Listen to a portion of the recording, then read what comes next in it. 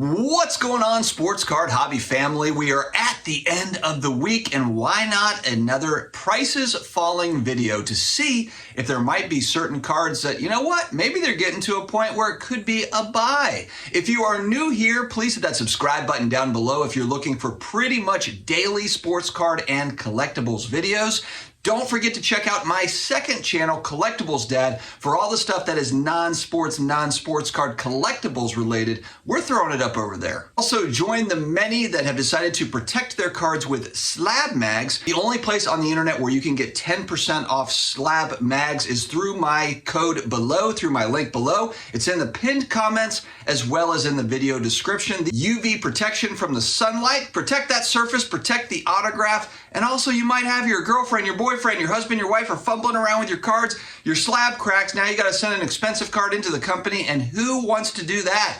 Not me. Check out SlabMags down below. We're gonna start with a card that I've owned in the past and I want again in a PSA 9, the 1987 Fleer Michael Jordan second year card. I love this card. The 86 Fleer gets all the hoopla, and of course it's iconic, but man, the 87 Fleer and also the 87 Fleer basketball set was short printed compared to the 86 Fleer set. I'm not saying it was short print, but what I'm saying is in comparison to 86, they did not print as much from what I've read. And so for a PSA 9, a mint copy of this card, pop 2,479, so fairly reasonable. 2 years ago, this sucker sat at $2,177. Now, $1,150 recent sale. That is a negative 47% from 2 years ago. The all-time high for this card, there was a sale at $8,242. Yikes. If we do a 5-year look back, take a look back at the data, $350 to $400 card pretty much all day if we go back 5 years. So it does show it is up about triple if we're going back 5 years. If we're going back 2 years, it's down 47%. And again, this is a card that I would really like to own. If it does go sub $1,000, there are a lot of them out there. I just like this card in particular. I like the design of 87 Fleer basketball. All right, next up, a popular card among baseball card collectors, the Iron Man himself, 82 Topps Traded Cal Ripken rookie card in a PSA 9. Again, not a super rare card at all. Population in a PSA 9, 4,203 currently. 2 years ago, it was a $570 card. Now sits at about $368, $370, a negative 35%.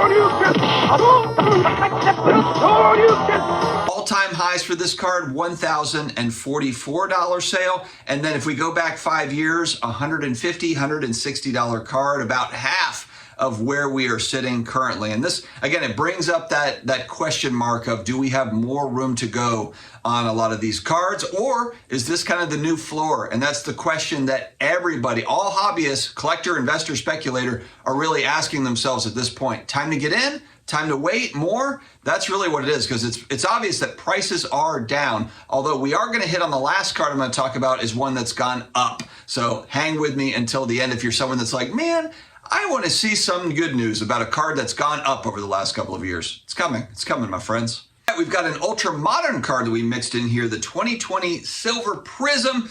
Joe Burrow in a PSA 10. There's a lot of excitement around Joe Burrow and the Bengals. There's all sorts of expectations with Joe Burrow. He has shown himself to be Joe Cool. He is that guy that can bring it in those clutch situations. Pat Mahomes just got by him at last year in the playoffs barely.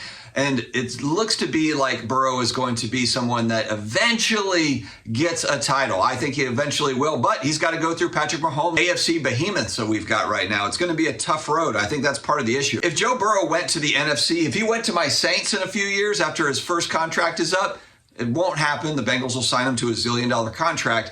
But if he went to the NFC, all of a sudden, he's probably looking to be in the Super Bowl multiple times, just comparing the talent between the two. Anyway, Prism Silver PSA 10. Population on this surprised me a little bit. Population only 224 so far for a 2020 Prism Silver Joe Burrow. Now, granted, I mean, I've got 10 blaster boxes of Prism that's just laying around. There's a lot of sealed product of this that I'm just holding on to.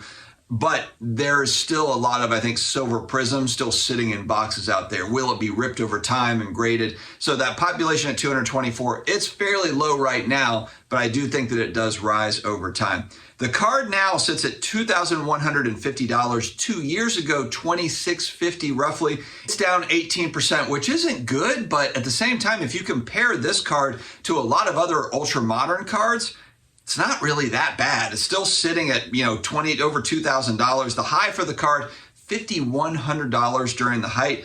The 5-year look back doesn't work on this card because February of 2021 was essentially when these first started to be graded and come out. You've got it at $2,909, kind of those first graded copies. That was one of the sales from a first graded copy. And then February 2021, it shot up to that $5,100 probably in like February, March timeframe, and then came back down from there. So that was a short-lived price point over $5,000. All right, let's move on to the greatest hockey player of all time, Wayne Gretzky, the 1979 O-Pee-Chee version, not the Topps version, the one that's a little bit more rare, the O-Pee-Chee version. In a PSA 6, population currently sits at 1,519.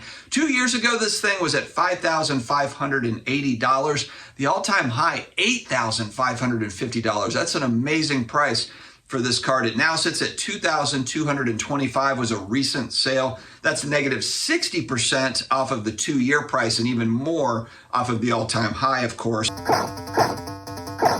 The 5-year look back on this card, $870. So still triple what it was 5 years ago, and that's after it coming down so much from where it was. So again, is it a buying time or is it still waiting time? All right, and last but not least, we're going to talk about a card that has gone up, and there's probably reason for it. This is a card that I just picked out randomly. I've gotten, it was Cards and Comics. Check out YouTube channel Cards and Comics, Jason over there. He had commented on my last video that I did, hey buddy, you got to cover the other side of this too. There's cards that are hitting all-time highs and so forth. We'll kind of talk through probably why that is. Here's one example. There's many, many examples, but he's a Ken Griffey Jr. collector, so I'm going to use a Ken Griffey Jr. example. 1996 Metal Universe PSA 10, population 9. Population 9. 2 years ago, $250 card. Now $1,005 card, recent sale. There was a high sale of $1,211. 5-year look back on this, 18 to 20 bucks. 18 to 20 bucks. So again, I think you see a lot of the price appreciation on a low pop card like this. The population is 9. When that card, even 2 years ago, even 5 years ago, when there was a sale at $18, $20, how many were there? Was there 1, 2, 3, 5? Like, it's just odd. It's odd that it was that low. There's not anything majorly special about that particular card. It's not numbered. It's just Metal Universe. I'm not sure. Is that first year Metal Universe possibly? I'm not exactly sure. Maybe some of the Griffey Jr. collectors can comment below and let me know. But the big thing here is that it's Pop 9 today. So there's just not that many PSA 10s of that card. It might be that they did print a fair amount of those, but the perfect copies of Gem Mint PSA 10s, there is only 9. And I think that speaks to today's hobby where a lot of people will say, oh, well, low pop can be somewhat overrated, depending on the demand on the card. And that is true. It depends on the actual demand of the player, demand of the set, the card. But Ken Griffey Jr. has been somebody over the last 5 years, really over the last 2-3 years. There's been a lot of guys that are around my age that remember Griffey Jr., have fond memories of him.